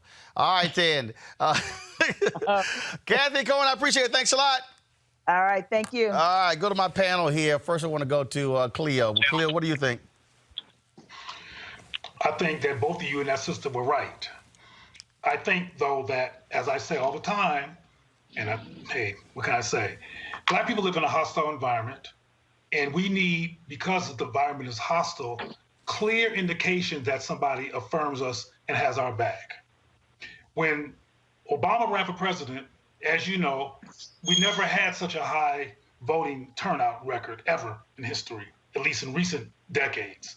Because the implication was, because he was Black and because his wife was Black, that he was going to have our back. And we've seen him as somebody who was going to do something for us, not just for us. I don't think anybody was that delusional that American president was going to work just for us, but that he might, give some Black wings and do something during his term that affirms Black people and that makes Black people feel like he cares about us. But that didn't happen. And because that did not happen, a lot of Black people are demoralized and have stepped out of the election process. One thing that we've talked about before, but not enough, is that Black men have been completely ignored. And because it's a patriarchal culture and Barack Obama was a male, Black men were particularly focused on what's this brother gonna do. And when Tamir Rice got killed anyway, when Michael Brown got killed anyway, when Trayvon Martin got killed anyway, and when Black men kept dying in, women like Sandra Bland, et cetera, were being murdered despite having a Black president, and he was not actually addressing Black issues in a meaningful way, Black people right now are very demoralized around the whole idea of supporting a presidential candidate. But here's the deal. Let me just say this one more thing. It's not just about being on the couch. I completely understand what you're saying and agree with you when you say that we have to vote. And then after we vote, we have to hold whoever's in the presidency or whoever's in our local governments accountable regardless. But we have to meaningfully address Black people's emotional state and Black people's perspectives, or else we're going to lose them, and they will stay on the couch. But here's the thing, Eugene. There is nothing in this system. Nothing. There's nothing in this system. There's nothing in the history of Black people where it's like, yo, I want this, but I ain't going to put in the work to get it. That is my point right there. You can say it ain't right. I wish it was something else. The system that we have right now is the system. And if Eugene, if you're not actively engaged in changing it, and voting is a part of it, it ain't gonna happen. It's guaranteed not to happen. Right, and I think... Pam. Hold on, Eugene was talking. Eugene. Yeah, the thing is this, right? What people have to understand is that we don't have a strong man system. We have a federal system, which means that you have a federal government and you have state governments. People, we got Barack Obama elected and folks just stopped there, right? They didn't come back and make sure that, hey, you protect the Congress, you get more governors elected, you maintain control of state legislatures, right? Because the thing is this. A lot of attention is put in the presidency, But a lot of things that affect our lives on a day-to-day basis, things like, hey, policing, things like criminal justice reform, things like, hey, where your tax dollars are going, are directly related to what happens at the state and local level. Largest generation, there's no reason why, our folk aren't, getting folk elected, putting the agenda forward, and following through on it. Pam, go ahead. Yeah, I mean, I think one of the things that's sort of missing in all this discussion is the juxtaposition between things that change at lightning speed, like technology and cultural mores, and things that don't change at lightning speed. I mean, my parents' generation was used to, 30 years before something changes. Their parents' generation was used to something 60 years before it changes. My generation is like, oh, it's going to be 20 years. And, Gen Z is like, okay, I expect it in the next 3 months.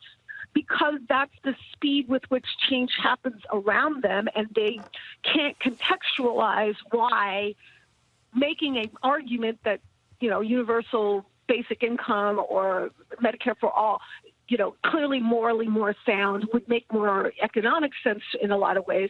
They just can't understand the institutional blockades to that. And so they become much more quickly frustrated and willing to pull back and just say, well, screw it, I'm going to take my toys and go home.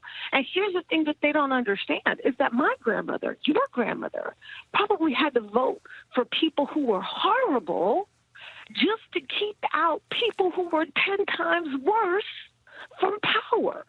Like, it's not like my grandmother was from Kansas City, Missouri. It's not like she didn't have to show up at the polls and vote for racists and vote for sexists and vote for people she didn't like, but she had to because the alternative was even worse for her and her people.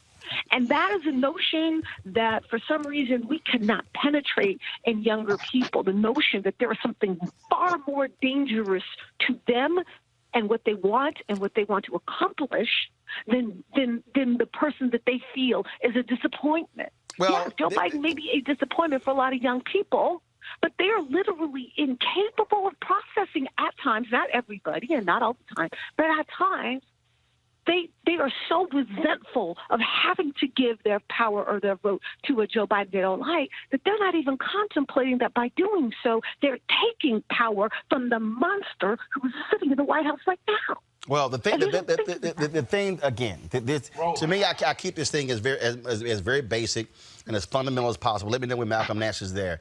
For me, this is very basic and fundamental, and that is this here. If there is something I want, I have to be willing to do something to get it. Yeah. What I can't do is want something and then go, okay, I need somebody else to get out there and make it happen. It's not going to happen. What I also understand is this here, and this is just for me when it comes to young people, is the exact same thing I've said about Latinos. You can tout your demographic numbers, but your demographic numbers mean nothing if you're not taking your demographic numbers and then making it real in terms of electoral politics. And so if you say, oh, wait, these are our numbers, but if you're in Texas and you have 2 million eligible but unregistered Latinos in Texas alone, your power is on the sidelines. And so you actually can have more power and get more things done if you actually plug. If I got to go, as Joe Madison said, you got to put it where the ghost can get it. I can't talk about the room is dark if there's a light in the room and it ain't plugged in. If I'm complaining that the room is dark and there's a lamp sitting right there, all I got to do is plug that damn lamp in, and now the room is not dark. You cannot allow your power to remain unplugged. And so all I'm saying when it comes to this survey is to any person who is 18 to 35, you have to be engaged in this process. Otherwise, it ain't gonna happen. All right, folks, I got to go to my next guest. China has not necessarily been straightforward with us. No shock. No, is Malcolm next there? Malcolm Yeah, there? I'm here. Okay. China's not been straightforward with us. It's hilarious to sit there and watch Trump get questioned on this when he was the one tweeting about, the transparency of the Chinese leader and how great they have been. But the reality is here, Malcolm, the Chinese cannot be as straightforward as possible on their numbers. We got to battle a fight amongst ourselves as opposed to worrying about what in the hell their numbers are. We have our own issues going on in this world right now. And this is part of the problem that we're having with coronavirus, is that Donald Trump at first ignored the Central Intelligence Agency's assessments that the Chinese had been holding down this virus and that it was going to break out into an epidemic, if not a global pandemic. That assessment was sent on January 3rd. The Chinese do this. We know it's the nature of their authoritarian regime. Lie. They're communists. They're going to lie. I love this here. Oh, my God, they lied. Shocking.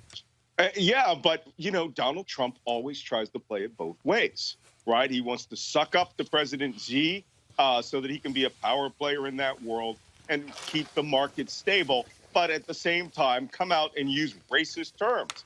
Look, I didn't have a problem when they cut off air travel from China as part of the initial steps to combat coronavirus. That was fine. It was the hypocrisy of letting 430,000 people fly in from China during the next month while saying on television that you have an actual air ban, which in fact wasn't. He actually allowed 40,000 American citizens to come back, many of whom were infected and provided the initial vectors of this virus out of Washington State, New York City, Washington, D.C., and other places. Donald Trump uses China as a foil because he understands it's for the consumption of his base, who in their cult-like way don't particularly care or think about anything from minute to minute, so that if Donald Trump says that China is bad, then China is bad that minute. If he says, President Xi, we talk and get along very well, like he did on 25 January, while this epidemic was in China was burning like wildfire, that it shows Donald Trump is incapable of doing anything which is even fundamentally honest and, of course, works in the interest of the United States. And, of course, now we're dealing with them firing a Navy commander because he complained about his sailors being sick. That commander is now tested positive for coronavirus. And then you got the acting secretary of the Navy, who is a complete idiot, who trashes this dude. And I'm sorry, this is somebody who, all he was caring about whether or not his sailors are going to live or die. Let me tell you.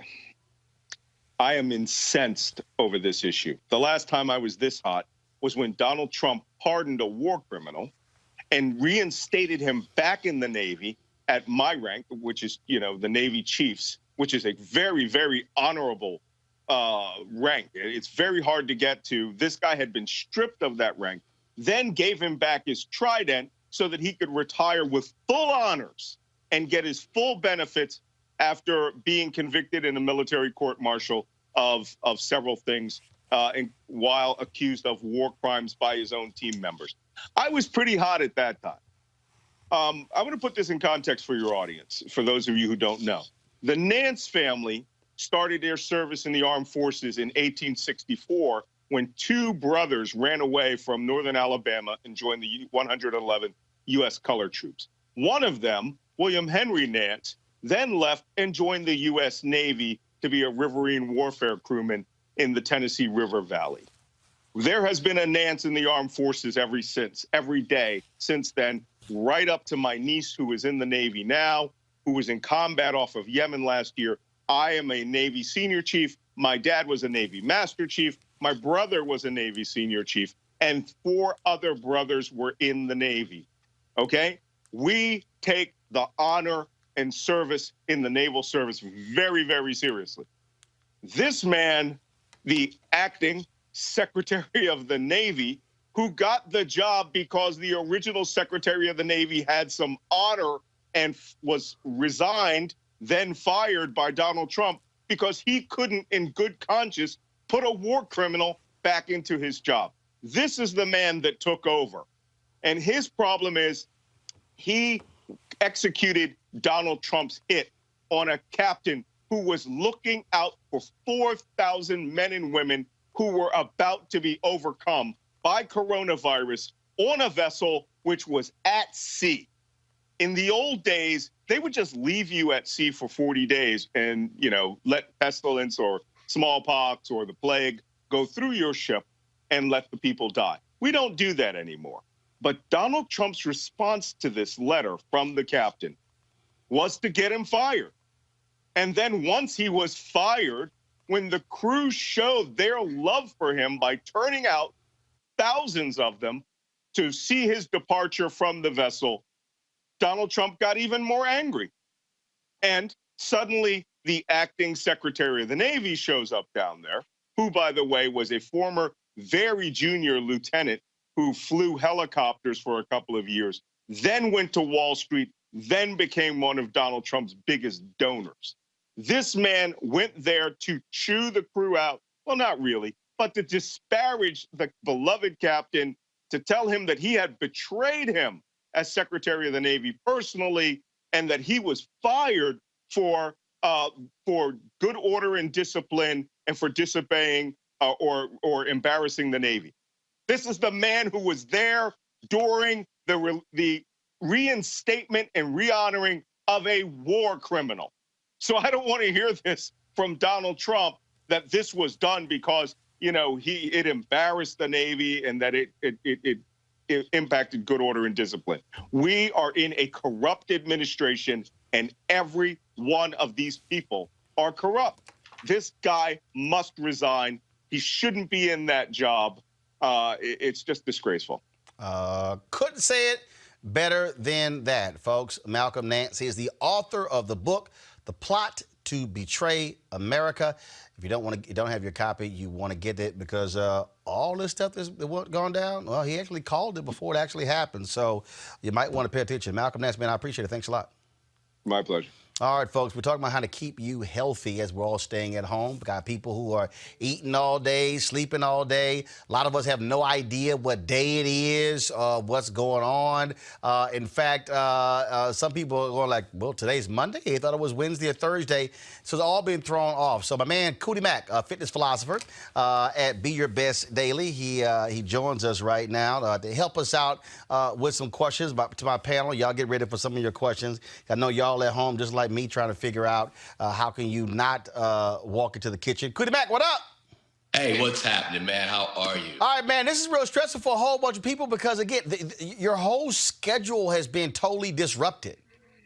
Yes.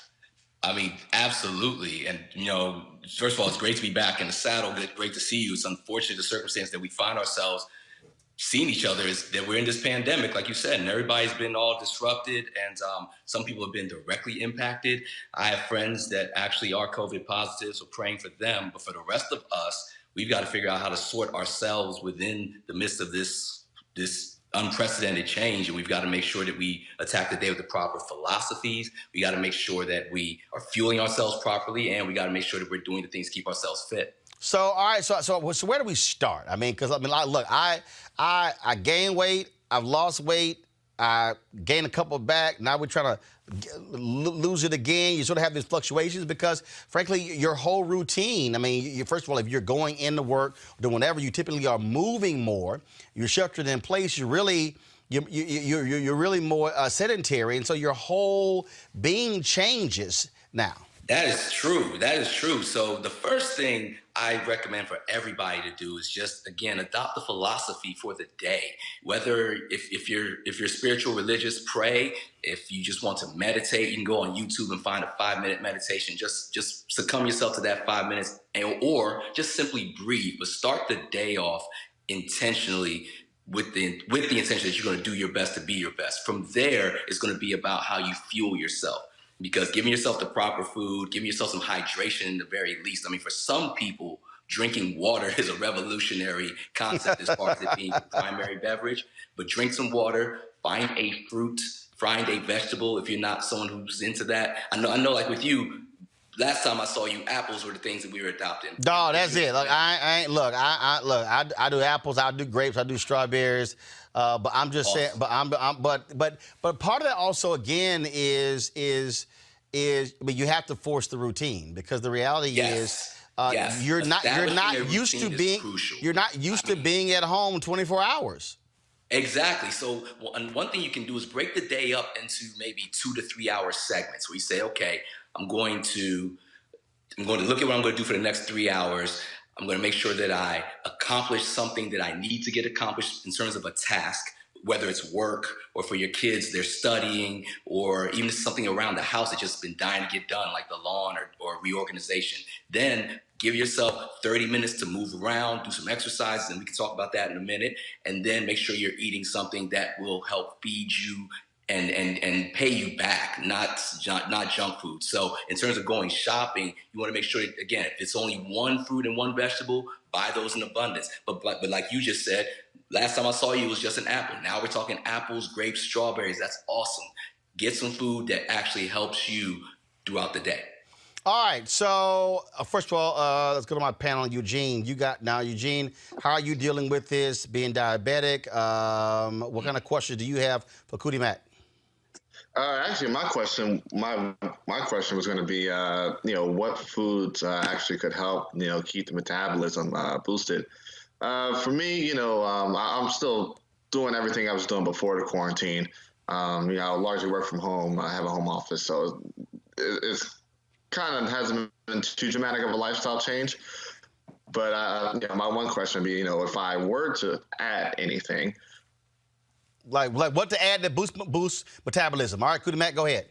What to add to boost metabolism. So, and you're diabetic, correct? Yep, he is. Yeah. Okay, so what you want to do is, if you don't already eat apples as a habit, apples are a good fruit because although they have technically high sugar, they have so much fiber that your body's glycemic index doesn't really fluctuate with it. I'd stay away from some of the favorite fruits that people like. Damn, I'm glad you said that. I was just arguing with somebody about that who like, man, watch the sugar in apples. I was like, okay, there's fiber as well. It kills me, all these people, man. Low fiber like grapes, pineapples, mangoes. Yep. Those are the ones you want to stay away from. So you want to stay away from what? Cool.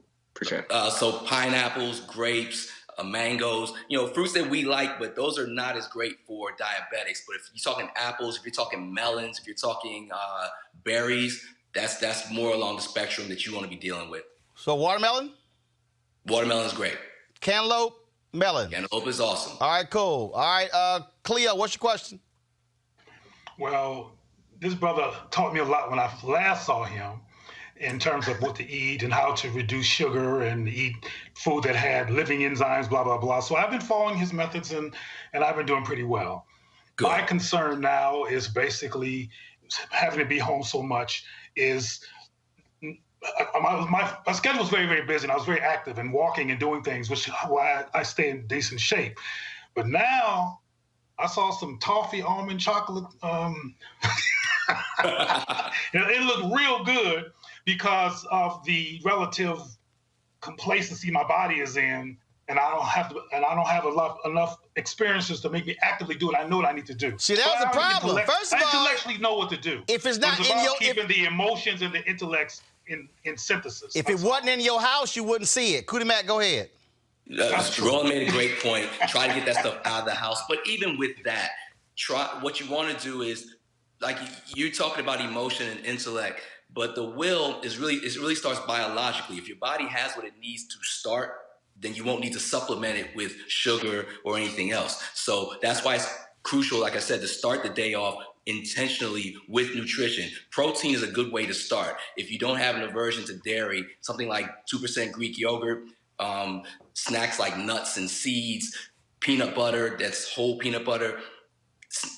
When you eat stuff like that, protein takes longer to digest, so therefore protein burns in your metabolism longer. It takes longer to metabolize, rather, and because of that, you won't feel as hungry. And worst case scenario, take a break and just go for a walk. Put your mask on, be safe, but go for a walk, and that will also help you as well. All right, Pam, question. What you just described is how I eat. But okay.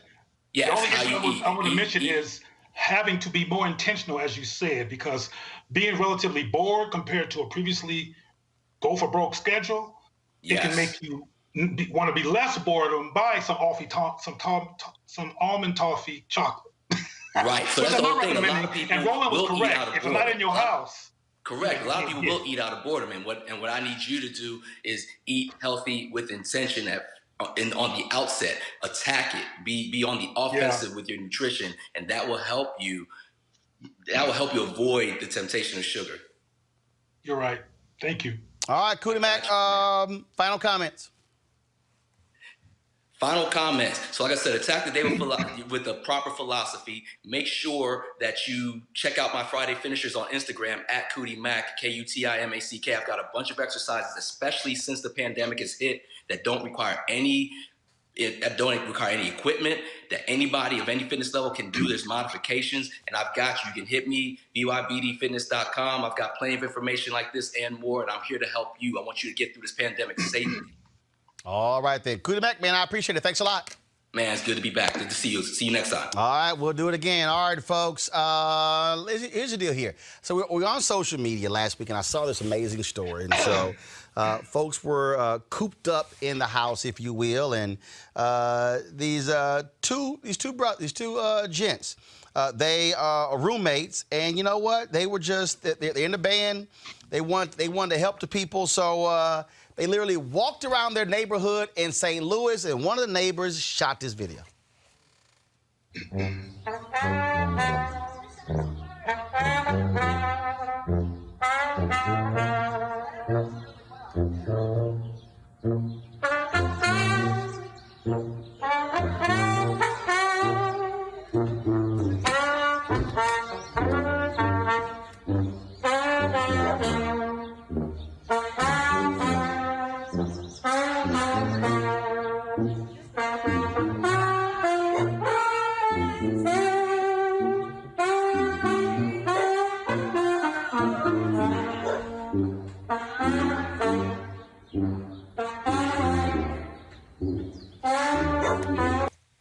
That was pretty cool there. Go to my iPad, please.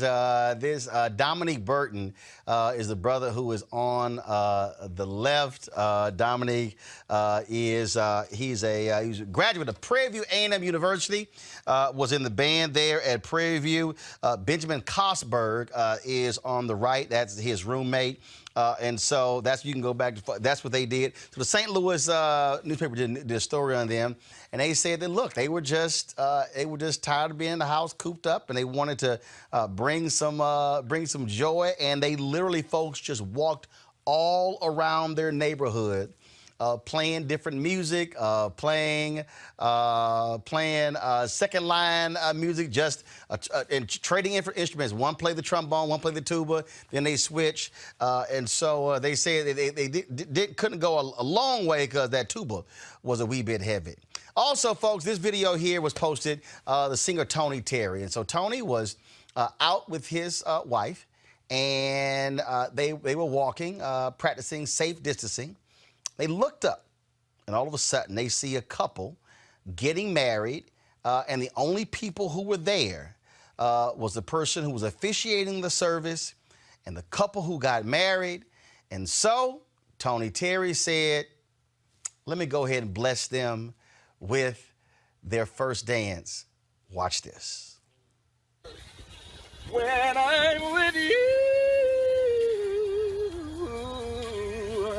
the sun shines my way. Maybe our love reflects its rays of light on everyone. When I'm with you, it's for real. What I feel when I'm with you. Congratulations, y'all. Congratulations. My name is Tony Terry. God bless you guys. Bye-bye. Enjoy. It's pretty cool. Can you imagine that couple getting home and hitting Google going, oh, my God, that's who actually sang at our wedding? And so think about it. They got Tony Terry to sing with you for free at their wedding. And so we certainly appreciate those great stories. For Pam had to go. Cleo, thanks a bunch. Eugene, thanks a bunch for being on the show. Hey, folks, don't forget again, I want y'all to push out the hashtag. Hashtag Easter at home. Hashtag Resurrection Sunday at home. If your mama, your daddy, your grandparents, your aunt and uncle, your cousins, if they are hell-bent on trying to go to church, tell them, hell no, y'all gonna stay at home. We cannot have these black preachers in these black churches having church service this week. I know this is Holy Week. My wife is an ordained minister. I'm a Christian author. I love Jesus as well, but I'm trying to tell y'all, ain't none of us named Lazarus. And if we die from the coronavirus, Jesus is not going to and blow breath into our bodies and we come back to life. So, look, protect yourself. Be safe. Don't chance it. Listen to the health experts. You can go to church online. Look, the Lord, you can talk directly to him. You can do praise and worship. You can do all that sort of stuff. Yesterday, I had a 2.5-hour praise session on Instagram Live and Facebook. Ain't nothing wrong with that. But we got to make sure our people are safe because we keep looking at these numbers. And folks, black people are disproportionately dying. Chicago, in Michigan, in Alabama, in Mississippi, in Georgia, in Louisiana. Yo, we got to have some common sense, all right? So I'll see you guys tomorrow. I was going to play it today. The movie Sinners Wanted was on TV One yesterday. I totally forgot it was on, and I actually had a role in that movie. So I'm going to play a video. It's on my Instagram page and my YouTube channel. But I'm going to play it to y'all for tomorrow. Some behind-the-scenes video we shot while we were doing the movie. So certainly congratulations to the Jenkins brothers for that movie. And all of y'all who watched it. I think it re-airs this Saturday. So just check TV One listings if you missed the movie. All right, folks, I gotta go. Be safe and listen to the doctors. Get your mask. Y'all see I'm good. I had to, look, I call this coronavirus swagger. I gotta look good with my mask, so, I can't look crazy. And so I will see y'all tomorrow. Holla!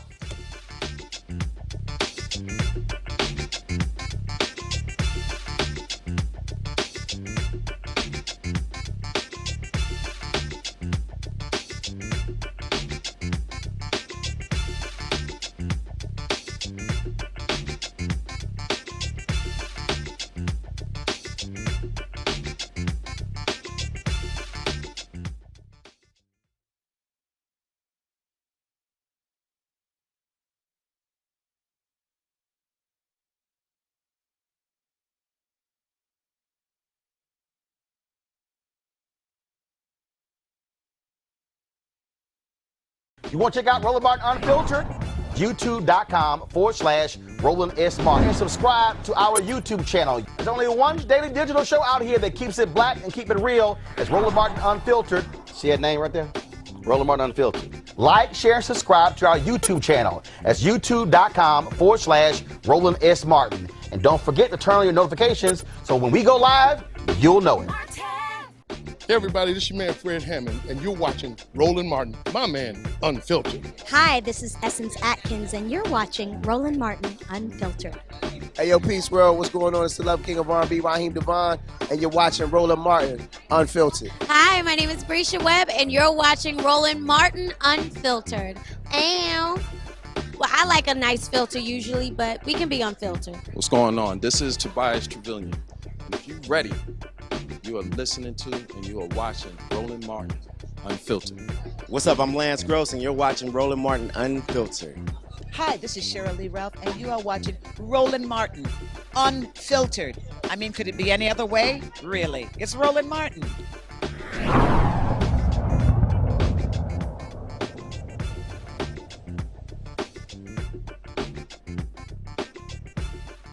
You want to support Roland Martin Unfiltered? Be sure to join our Bring the Funk fan club. Every dollar that you give to us supports our daily digital show. There's only one daily digital show out here that keeps it black and keep it real. It's Roland Martin Unfiltered. Support the Roland Martin Unfiltered daily digital show by going to RolandMartinUnfiltered.com. Our goal is to get 20,000 of our fans contributing $50 each for the whole year. You can make this possible. RolandMartinUnfiltered.com.